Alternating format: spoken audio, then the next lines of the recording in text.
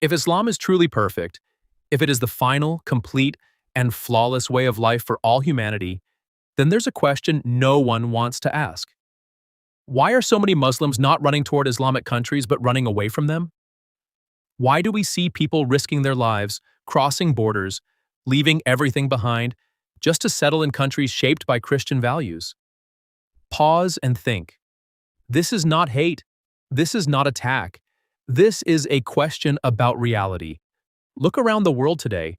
Where do people go when they want freedom of speech, freedom of belief, safety for their families, a chance to build a future? They go to Europe. They go to America. They go to places influenced by Christian teachings.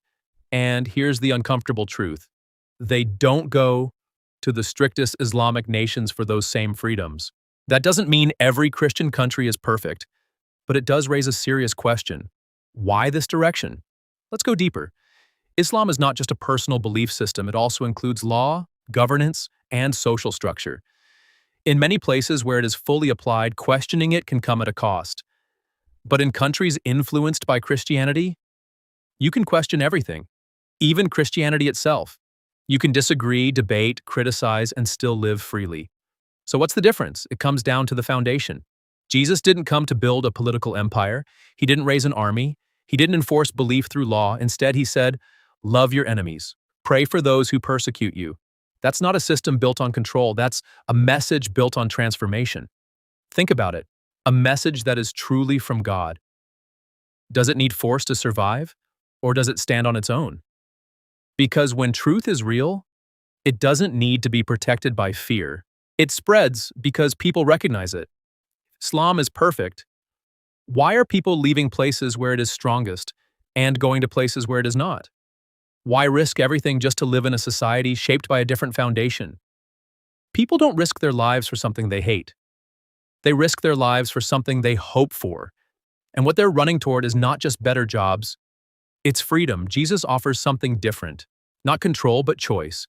Not fear, but grace. Not pressure, but love. He doesn't force anyone to follow him. He invites. That's why his message still stands today. Not because it was enforced, but because it speaks to the human heart. And this is where the difference becomes clear. Because truth from God shouldn't need force to survive. Bible says in John 8:32, you will know the truth, and the truth will set you free. And again in John 18:36, Jesus said, my kingdom is not of this world. He didn't come to rule by law or power. He came to change hearts. Now look at what Qur'an shows in some places. In Surah 9:29, it speaks about fighting until people submit and pay tribute. And in Surah 4:89, it warns against those who turn away. Is that freedom? Or is that control? Because real truth doesn't fear questions. But then why do we see pressure in practice where it is fully applied in many places? Jesus never forced anyone. People doubted him. He let them. People walked away. He let them. Because truth doesn't chase people down. So when people leave strict systems and move toward places where they can think freely, what are they really searching for?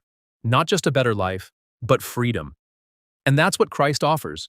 Not fear, not pressure, but truth and grace. Because if something is truly from God, it doesn't need to be forced.